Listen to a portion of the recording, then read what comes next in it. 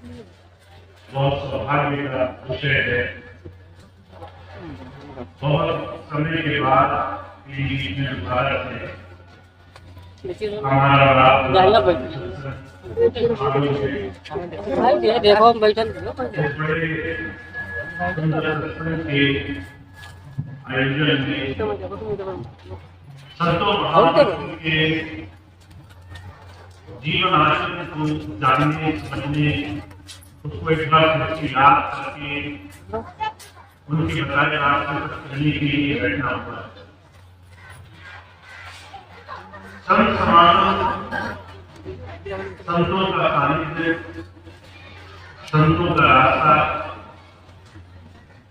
ये भौतिक सांसारिक सिर्फ दुनिया की भौतिक वस्तुओं को कमाने का रास्ता नहीं है। गोस्वामी जी ने कहा है, संत समागम है तथा तुलसी दुर्लभ दोए, सुख धारा और लक्ष्मी पापी के रूप। संसार में हर एक इंसान के पास भौतिक वस्तुओं का अधिकार है। कोई पापी हो, धर्मी हो, कोई दुनिया में सदाचार कर रहा हो, दुराचार कर रहा हो, हम किसी को समाज में देखकर बोले कि ये आदमी हमारा गलत है, या कोई बड़े बड़े काम कर रहा हो, सब तो दुनिया की भौतिक वस्तुओं का अधिकार है। फिर उनसे हम अलग कैसे हुए? संत समागम, संतों का समागम अगर हमें प्राप्त हो, संतों के समागम में ऐसी कौन सी खास बात है? महापुरुषों को आप देखते ही होंगे, आपके गांव में, कस्बों में, अलग अलग दुनिया में महापुरुषों की कमी नहीं है। कमी संसार में सिर्फ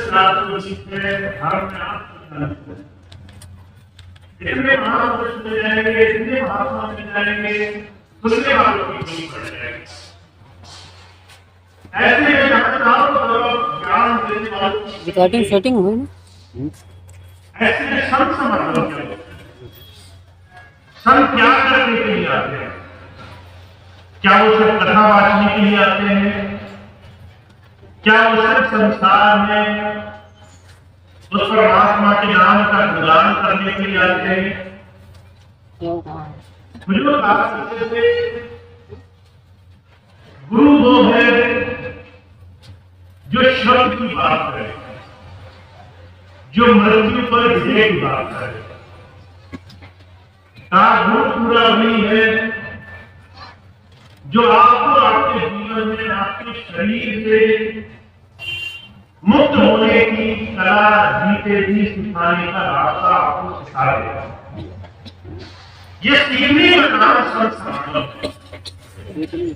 किसी महापुरुष के पास हम जाए, अगर हम उसके जीवन को देखें, महाराज जी कहा करते थे, संतों को जो मानते हैं, तो संतों की बात को एक जरा सा भी ख्याल नहीं देते, उनकी बात पर जरा सा ध्यान नहीं देते, तो उनका उद्धार नहीं होता सकता। आप महापुरुषों को कितनी माला चढ़ाओ, कितनी जयकार करो, और जब वो चले जाए पीठ समझते ही आप उनकी याद करना करो, उनकी बात आपके दैनिक दिनचर्या में ना आए, उनकी बात को याद करने में बहुत मुश्किल पड़े, मन बार बार आपको संसार की तरफ लेकर जाए, ऐसे संतों का सानिध्य जीवन में लाभ नहीं मिलेगा। इसलिए महापुरुषों के जीवन को देखना पड़ता है। संत अपना जीवन आकर दुनिया के सामने रख देते। महाराज जी विचार बनाया करते थे, भगवान बुद्ध हुए, महात्मा बुद्ध जिनको जिस नाम से हम जानते हैं, उन्होंने अपने जीवन में राजपाट सिर्फ इसलिए त्याग दिया क्योंकि संसार में कुछ भेद उन्हें नजर आया कि शरीर और दुनिया की भौतिक वस्तुओं के आगे भी कोई चीज है। शरीर बीमार पड़ता है, अगर बीमार पड़ जाए तो दुनिया के धन दौलत भी उस बीमारी का इलाज नहीं कर सकते। शरीर वृद्ध होता है, एक बार बुढ़ापा आ जाए आप लाखों रुपया लगा करके जवानी वापस नहीं पा सकते, और शरीर छूटता भी है। अगर मृत्यु आ जाए तो दुनिया में बड़ी से बड़ी दौलत मौत को पलट करके जीवन वापस नहीं कर सकती। महात्मा बुद्ध ने जब ये देखा कि हमारे जीवन में ना हमारे शरीर पे बस है, ना हमारे स्वास्थ्य पे हमारा बस है, और जो ये समय तेजी से कट रहा है, ये जो हमारा जीवन तेजी से भाग रहा है, इसका हमने अभी तक इलाज नहीं ढूंढा, तो उनको अंदर विरह पैदा हुई। उन्होंने सब कुछ छोड़ करके इस बात की तलाश करी, खोज करी। संत समागम से हमें जीवन में, अगर अपने जीवन में उस प्रभु भेद को जानने का, उस प्रभु की तरफ जुड़ने का एक शौक पैदा नहीं हुआ है, अंदर अगर वो लगन नहीं लगी है कि हम अपने हर रोज के दिन में से कितना दिन दे सकते हैं अपने उस प्रभु प्राप्ति की खोज के लिए, तो संत समागम का उतना लाभ हमें जीवन में नहीं मिलेगा। इसलिए हमारे स्वामी जी महाराज फरमाया करते हैं, कहते हैं अगर आपको कोई चीज अच्छी लग रही हो, आप सच में कहें कि हाँ इस महापुरुष की बात बड़ी अच्छी लगी, पर अगर आपको उस दिन आधा घंटा उस बात को जीवन में विचार करने, उसको जीवन में अभ्यास करने, उस पर अमल करने के लिए दिल में शौक पैदा नहीं हुआ, तो उनकी बात का कुछ फायदा नहीं होगा। आधा घंटा आपके दिन का ऐसा गुजरना चाहिए जो दुनिया से अलग होना चाहिए। महापुरुषों ने इसे शून्य में जाना कहा है, ध्यान में जाना कहा है। आधे घंटे के लिए अपने सारे काम छोड़ दो, न शरीर की चिंता करो, न शरीर की वस्तुओं की, न सुख आराम की, न बड़े बड़े काम की। मैं भी एक भाई से मिला, वो मेरे पास आए, कहने लगे मेरे को रात को नींद नहीं आती, रात को नींद आने की समस्या है, बार बार आंखें खुल जाती हैं, 1 घंटे बाद, 2 घंटे बाद। बार बार मैं सोचा करता हूं मुझे क्या काम निपटाने हैं, कल मुझे क्या क्या काम पूरे करने हैं, कल किसका देना है, किसका लेना है, कौन से काम करने हैं। हर रोज रात उठ करके 1-1 घंटे बाद वो सोच में पड़ जाया करता था कि उसके जीवन में उसे कौन कौन से काम निपटाने हैं। हुजूर कहा करते थे ऐसे लोगों की कमी नहीं संसार में जो अपने मस्तिष्क में, अपने मन में, अपने दिमाग में ही सारा जीवन गुजार देते हैं। उनके आगे पीछे क्या है जीवन में उन्हें समझ में नहीं आता। सारा जीवन चिंताओं में, या तो भूतकाल कि पीछे क्या हो गया, उसका कैसे हमारे जीवन से कर्जा हटेगा, या भविष्य काल से कि हमारा भविष्य में क्या बनेगा। हम या तो भूतकाल में जीते हैं या भविष्य काल में जीते हैं। और ये जो समय आपके पास है आज, ये क्षण अगर आपने अपना नहीं संभाला तो आपका सारा जीवन ऐसे ही कट जाएगा। और मैं आपको एक चीज बताना चाहता हूं, समय के कटते, समय के दौड़ते देर नहीं लगती। आपसे ज्यादा इस बात को कोई नहीं जानता। अच्छा, जब हमारे जीवन से समय भागने लगता है, जब चीजें हमारे हाथ से निकलने लगती हैं, तो दिन से महीने, महीने से साल, साल से दसियों साल गुजर जाते हैं, और हमें यह एहसास होता है हम जहां पहले खड़े थे आज भी वहीं खड़े हैं। तो महाराज जी कहा करते थे इस समय चक्र को, इस मन गति को तोड़ने का एक ही तरीका है, संतों के जीवन से आप सीखिए। संतों के जीवन में एक ही चीज खास होती है, वो आज का काम कल पे नहीं टालते। अगर आज आधा घंटा बैठना है तो आज ही बैठना है, अगर आज छूट गया, अगर आज का संकल्प चला गया, तो वो संकल्प आप जीवन में कभी पूरा नहीं कर पाएंगे। हुजूर कहा करते थे हमारे शास्त्रों में, हिंदू धर्म समाज में व्रत लेने की प्रथा है। हम व्रत लेते हैं, और जब हम व्रत लेते हैं, किसी काम को करने का मन बना लेते हैं, तो हमसे कोई हमारी मर्जी के विरुद्ध जरा सा भी काम नहीं करा सकता। बहनें अगर मंगलवार का, सोमवार का व्रत रख ले, तो कोई आकर उनको जरा सा खिलाकर दिखाए, जमीन का आसमान हो जाए, वो अपना व्रत नहीं तोड़ेंगे। भाई है, अगर मन में कोई बात आ गई, दुनियावी आ गई, सांसारिक आ गई, अगर मन में व्रत ठान लिया, तो फिर दुनिया इधर से उधर हो जाए, वो व्रत नहीं टूटेगा। हुजूर कहा करते थे ये व्रत आपको और हमें धारण करना होगा, और इसकी शुरुआत आप कैसे करोगे? रोज आधा घंटा अपने मन से अपने आप को मुक्त करने में दो। आधा घंटा एकांत में बैठ जाओ। एक बहन मिली मुझे, कहने लगी मुझे नामदान कब मिलेगा? मैंने उनसे कहा नामदान लेना होता क्या है, पहले ये समझना है। नामदान अगर शब्द होते तो आप स्वामी जी की कोई पुस्तक उठाकर देखो, उसमें वो 5 नाम मिल जाएंगे आपको। आप उनको पढ़ लो, याद कर लो, रट लो, नामदान हो गया। अगर नाम शब्द होते तो कहीं से भी पाए जा सकते हैं। नाम इस मन को मनमत से छुड़ाकर एकांत से जोड़ने का नाम है।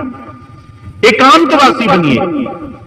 आधा घंटा अपना हर रोज आंखें बंद करके दुनिया की सारी चीजों से मुक्त हो जाइए।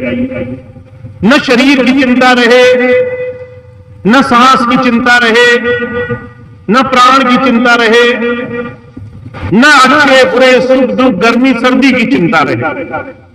और जब आप आंखें बंद करते हैं, एक बड़ा भारी चमत्कार होता है। हुजूर कहा करते थे जब भी कोई सत्संगी आंखें बंद करेगा और आंखें बंद करके अपना सब कुछ समर्पित करके जो अंदर है उसके आगे नतमस्तक हो जाएगा, तो वो इस स्थूल शरीर से, इस देह से, इस शरीर के बाहरी बंधन से आजाद होने लगे। यही वो आजादी है, यही वो मुक्ति है जिसे संत समागम कहा गया है।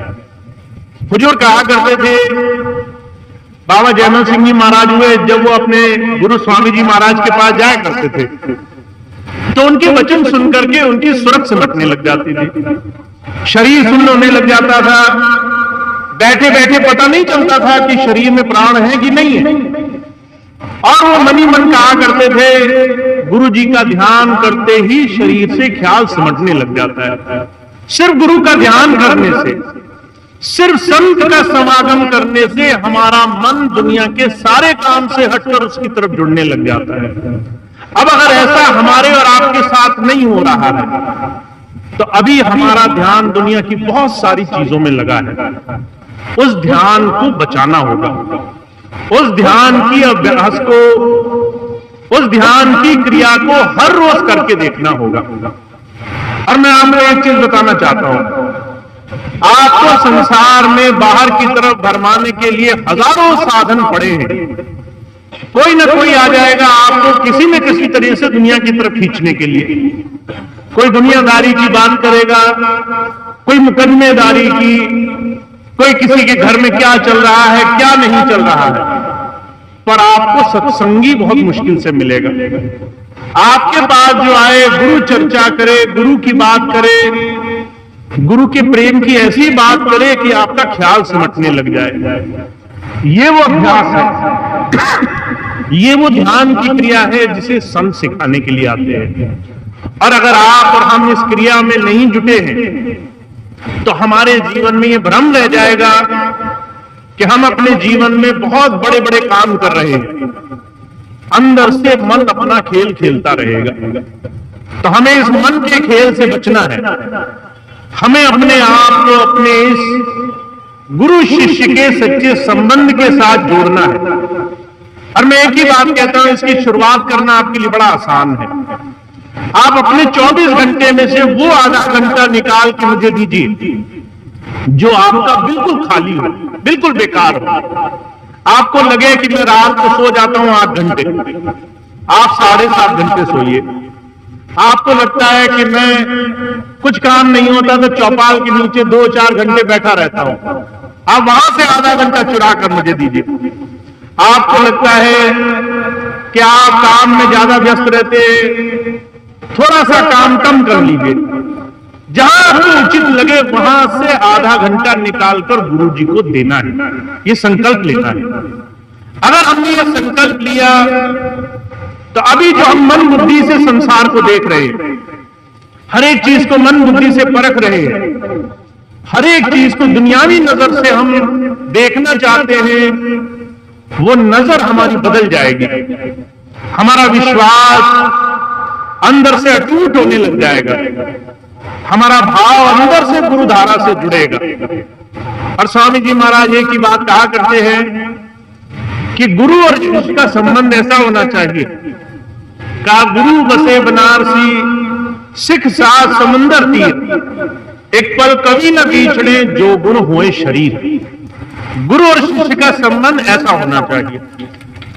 गुरु कहीं हो शरीर रूप में, और आप दुनिया के किसी भी कोने में हो, अकेले भी पड़े हो, कोई आपका सहयोग करने वाला ना हो, पर अंदर अगर याद आपके जुड़ी है तो आप जहां उसकी एक पल याद करो और आपके अंदर उसकी हर पल हर घड़ी वो सहयोग, वो उसकी दया मेहर, उसकी वो छत्र छाया आपको उसी पल महसूस हो। इस बात को हमने इस जीवन में हर रोज बनाना है। और मैं बार बार इस चीज को थोड़ा वर्तमान पर जोर देकर कहता हूं। मैं ये नहीं कहता कि ये सारी चीजें अपने आप हो जाएंगी। कुछ चीजें आपके लिए आसान बनाई हैं, कुछ चीजें मुश्किल हैं। आसान ये है गुरु कृपा आपको मिली हुई है। बहुत सारे काम आपके ऐसे होंगे जिसकी आपने कल्पना नहीं की होगी। बहुत सारे काम ऐसे होंगे जहां पर आपने सोचा नहीं होगा और वहां पे आपको मदद मिलेगी। पर बहुत से काम ऐसे हैं जो आपको करने पड़ेंगे, और उसमें हर रोज अपना थोड़ा समय निकालकर आपको देना है। और मैं आपको एक ही बात बता रहा हूं, अभी सिर्फ मैंने आधा घंटा बोला है, और आधा घंटा उनके लिए है जो अभी शुरू कर देंगे। जो अभी शुरू नहीं करेंगे फिर बाद में बड़ा और फिर उनको सिफारिश करवानी पड़ी, कोई काम नहीं बनेगा उसमें। तो आपको हर रोज इस मन को गुरु चरणों में जोड़ना है, हर रोज समर्पित करना है अपने जीवन में गुरु के बताए हुए रास्ते से। सबसे पहले आधा घंटा एकांत की तरफ जाना है, जहां न शरीर हो, न मन हो, न सांस हो, न प्राण हो, आंखें बंद हो, और सिर्फ अंदर एकांत में आप हो और आपका वो गुरु हो जिसके साथ आप जुड़ना चाहते हो। हुजूर कहा करते थे सारी चीजें छोड़कर इस प्रथा को शुरू करो, और आप देखोगे आपके जीवन में चमत्कार होने लग जाएंगे। तो अभी तो मैं सिर्फ आपको अपनी बात कहता हूं, एक नई शुरुआत है। बहुत समय बाद दोबारा से हम और आप अगर जुड़े हैं तो हम उस गुरु प्रेम और प्रभु भक्ति के इस साधन को जीवन में कैसे बनाएं, इस बात की खूबसूरती को पाने के लिए बैठे हैं। तो इस बात को किया जाए। अब इस पर बात करने से सिर्फ फायदा नहीं होगा, अब इसको खूब करके हम ज्यादा से ज्यादा समर्पित और गुरु चरणों में जुड़ करके जीवन में आगे बढ़ने के रास्ते पर बढ़ जाए। तो आज तो मैं इतनी बात कहूंगा, आप सब बहुत प्रेमी हैं, बहुत अपना समय दे करके हर तरीके से गुरु के इस सानिध्य से जुड़े हुए हैं। अगर आपने अपने मन को और धीरे धीरे अभ्यास में जोड़ना शुरू कर दिया तो आपके जीवन में बहुत बड़े बड़े काम बड़ी आसानी से होने लग जाएंगे। तो इतनी बात कह के मैं अपनी बात समाप्त करता हूं। हमें गुरु चरणों में जुड़ना है, हर रोज जुड़ना है, व्रत और संकल्प लेकर जुड़ना है, ताकि हम अपने गुरु से उस रूप में जुड़े हो कि दुनिया ना देख पाए, फिर भी हमारे उसके बीच में मजबूत डोर बनी हो। ऐसा अंतर का जुड़ाव हमने हर रोज गुरु से जुड़ करके बनाना है। तो इतनी बात कह के मैं अपनी बात समाप्त करता हूं। आप सभी भाई बहनों का बहुत बहुत धन्यवाद है। आप सबको अभी कुछ ही दिन पहले सूचना मिली और आप सब ने सारे काम छोड़ करके सत्संग में आने का अपना समय दिया, खूब समय निकाल कर यहां आए, सुबह से बैठे, हर तरह के दुख सुख परेशानी गर्मी सर्दी सब भूल करके आप जो भी समय दे रहे हैं वो बहुत आपके लिए विशेष है और आपके लिए बहुत ही खास है। आप उसको खूब खूब अपने जीवन में लाभ की तरह पाएंगे। अब इतनी बात कह के मैं अपनी बात समाप्त करूंगा। एक दो सूचनाएं हैं मेरी, सुन लेंगे। आप सभी भाई बहन आराम से बैठे रहे। सबसे मैं मिलके ही जाऊंगा पर आप 2 मिनट बैठे रहेंगे। सबसे पहली बात यह है, स्वामी जी महाराज के जन्मदिन का भंडारा आ रहा है। भाई लोग बैठ जाए, यहीं बैठ जाए, जहां खड़े हैं वहीं बैठ जाए। आप बैठेंगे तभी आगे की बात बोली जाएगी। बैठ जाइए, बैठ जाइए। सीताराम जी महाराज के जन्म दिवस का वो हम लोग फिर से एक बार धूमधाम से खुशी से मनाएं। इसके लिए हम सभी भाई बहनों को अपना सहयोग, सेवा और हर तरह का प्रयास करना है। तो ये सत्संग भंडारा इस बार भोजीपुरा आश्रम में ही होना तय हुआ है।